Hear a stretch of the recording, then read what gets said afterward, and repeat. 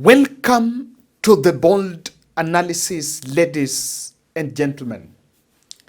The Kisii Orange Democratic Movement Party caucus, patroned by the deputy party leader, who is also the governor of Kisii, Simba Arati, is clearly breaking away from former Prime Minister Raila Odinga's circle amidst the shocking Matiang'i 2027 bid that continues to gain momentum. And Raila hostility in Gusii Stadium, while clearly being linked to the deal with President Ruto, but did it just climax the exodus of the Abagusi from Raila's circle? So many factors are at stake, and in this podcast, we are going to demonstrate to you why Raila is losing grip of the Kisii caucus, now pushing out the Simba Aratis from the Odinga circle. Kindly subscribe to our channel, click the notification bell and like our videos. And I want to say thank you very much for your support. We do this each and every day because of your support. I've just shared you on how you can subscribe. You see, that is the subscription bell. Then the button, the notification is the one that is the top left corner, so that when we publish a video, you'll be getting notifications. And remember, subscription is absolutely free. And there is your data is safe. No one can access your email, both on the front end and the back end of the channel. But so make sure you subscribe. I want us to delve deep into this. Dr. Matiang'i, though has not come out publicly to make his presidential bid to face Ruto in 2027, his lieutenants are coming out to moving in the region and is now saying that a region that has been under Odinga for the last 5 presidential bids that Odinga has been in the ballot, it is amongst the constituency that Odinga is going to lose. Heckling in Abagusi just 2 weeks ago was largely attributed, not 2 weeks ago, I think last week, was largely attributed to these remarks. You see, there's nothing like a community producing a candidate. Somebody who is running for the presidency, running for the presidency of Kenya. You see, you cannot be elected president of Kenya on the basis of the Kisii votes, Kisii, or the Luo votes, or Luhya votes for that matter, or even the Mount Kenya votes. If you want to be elected, you'll be elected by Kenya general. So that is something that we will deal with when the actual time comes up. Mr. Matiang'i has not, as things stand, come up to speak, to declare that he wants to run for the presidency. So I don't know where you're getting that information.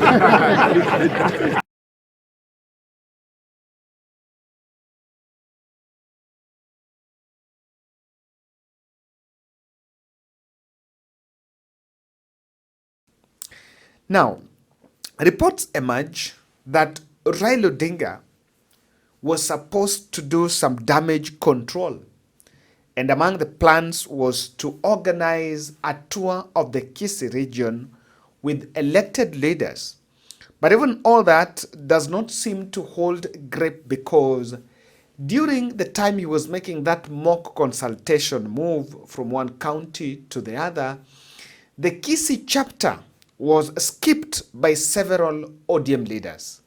So several ODM leaders from Kisii skipped the Kisii chapter meeting. And so what, of course, happened was a post-mortem meeting after Monday at the Jaramogi Oginga Odinga Foundation offices in Nairobi, and only a handful of MCAs showed up, even though the team really went there was organized by none other than the Nairobi Kisii caucus. The team that have always been hanging around Raila Odinga, or rather the ODM team around Raila Odinga from Kisii. I just want to share with you, yes, a snippet of that. I met a group of MCS and Kisii community leaders from Nyamira and Nairobi counties. We discussed mutual areas of cooperation and development. The team was led by George Morara, Duke Masira, and Moses Ogeto. And you can see the way this team was led. Apparently, what was expected is a huge delegation from Kisii, who, of course, we saw some calling for someone to call for press briefing and say, apologize to Raila for what had happened. But this move to try to, make things right, even though the heckling was in Kisii, but do you see that there was more from Nyamira? And the recent developments in parliament that have been happening, we even saw Soro raising a question that Raila Odinga did not give much to Kisii. So if you look at this team, this is the team of MCS and leaders who went to do post-mortem with Raila Odinga. A very clear sign telling you that things are not really working in the right direction in Kisii. The meeting was actually skipped by several others, even though the deputy party leader, Kisii governor, is a deputy party leader. So that is a team that I've tried from Nyamira. There is no attempt from Kisii, and that was really a clear sign that things are not working right. With Odinga sending signals of supporting Ruto in 2027, as seen here during the speech in Machakos. Tangu tulete hii mfumo wa siasa yenye vyama vingi ni 2002. Hiyo peke yake. Hizi zingine zote unajua. Nimeshashinda mara mingi.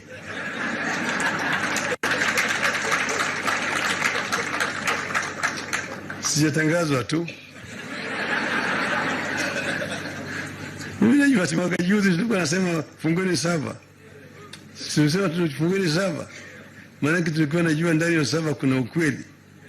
Walifungua. Lakini muhimu ni kwamba Kenya ni mkubwa kushinda sisi zote. What's important is democracy is a project. It's not an instant coffee that you brew and drink at the same time.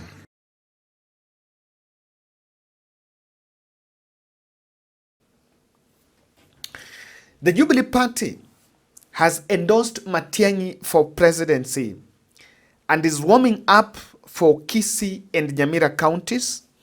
Nyamira Governor Amos Nyaribo even announced plans to hand over the party to Matiang'i officially when he jets back in the country. A move that would make the party be more firm and strengthen it in the Kisii region. And that will really weaken the grip of the ODM party, pushing the Simba Arati out back to the drawing board. This is what I have actually realized. When you listen to where Raila speaks, Raila is showing mixed signals and thinking about supporting President Ruto for 2027. And if Raila endorses Ruto in 2027 and Matiang'i vies for presidency from Kisii, folks, politics is local. Respectfully, the Simba Aratis will pack their bags away from ODM party and tell Raila Odinga that we loved you, but politics is local. And it will be very difficult for the ODM candidates in Kisii land to have penetrate that terrain. Politics is local. I need to say that and repeat that. Coupled with the other factors that is happening, of course, around President Ruto's government, it will not be easy. If you listen to the way Onyonkas, who are elected ODM members, who are now campaigning for Matiang'i in the region, it is very clear that things are not going to work very easy. You saw Jubilee Party was there. And yes, Matiang'i has not announced, but Jubilee Party is out there. They are saying they are going to support Matiang'i. Let's listen to Nyaribo and Onyonka, of course, trying to inject in their campaign for Matiang'i. Mimi ndio party leader ya UPA.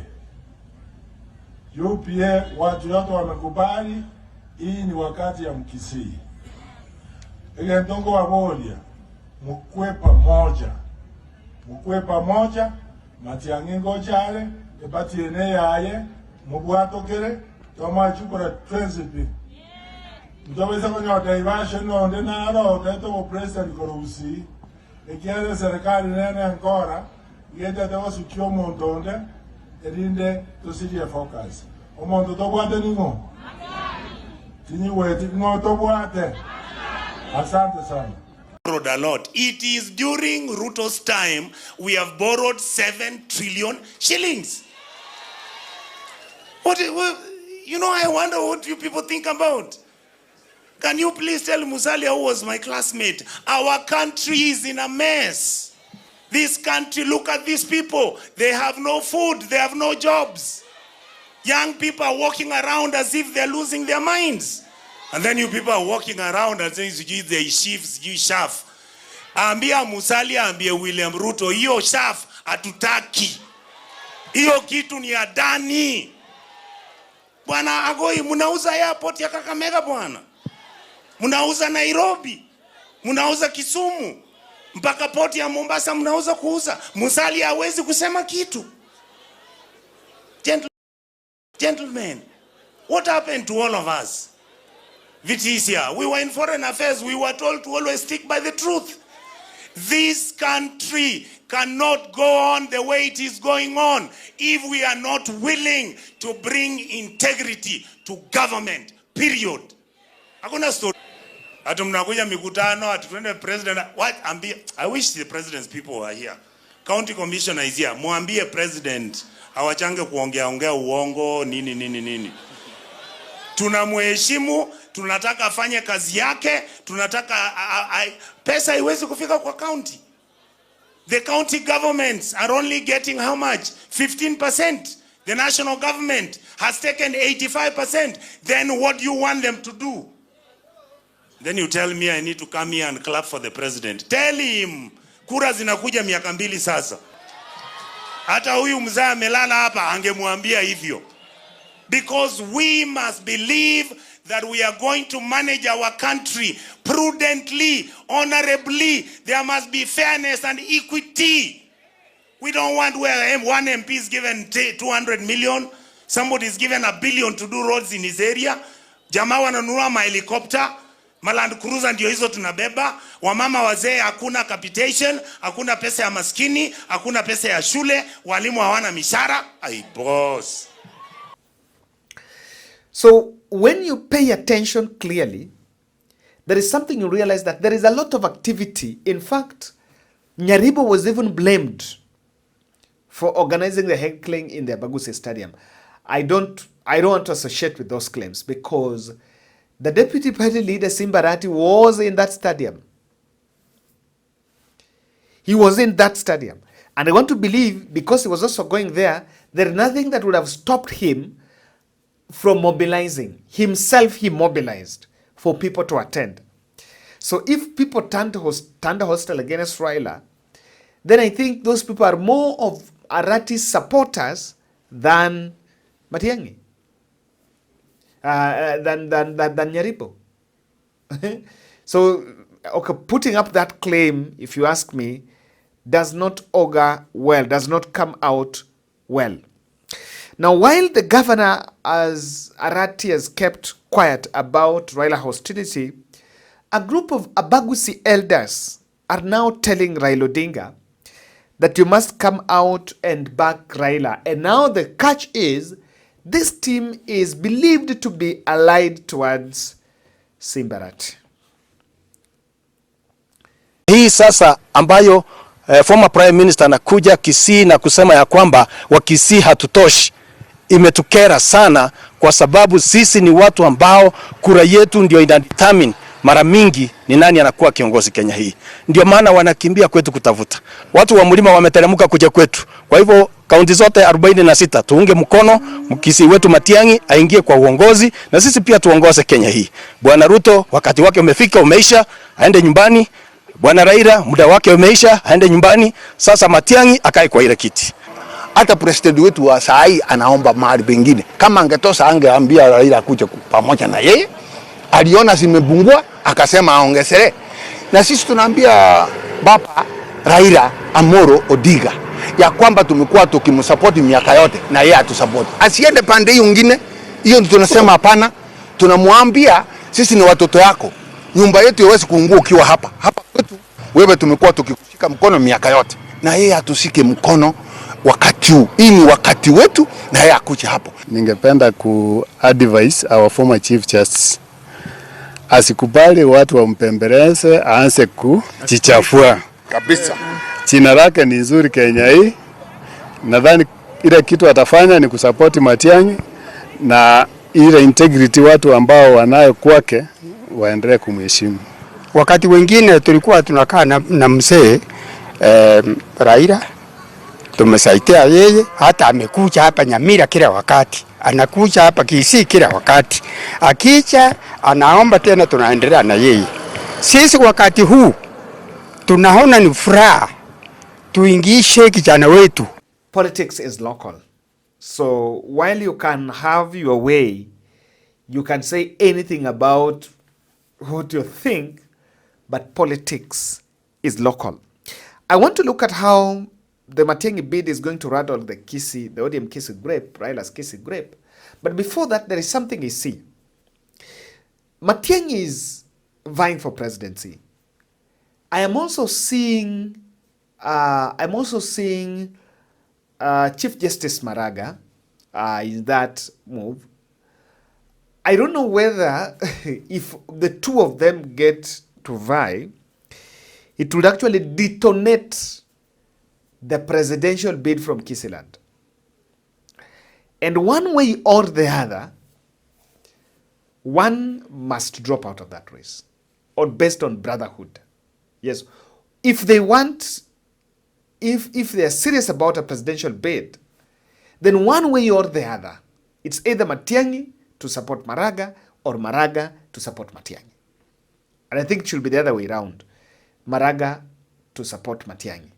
I have a lot of respect for Maraga, and I believe that quite a number of us will think about Maraga's bid. But looking at the way our politics, the structure, the nature of our politics needs a bit of brutality. Diplomacy doesn't work for us.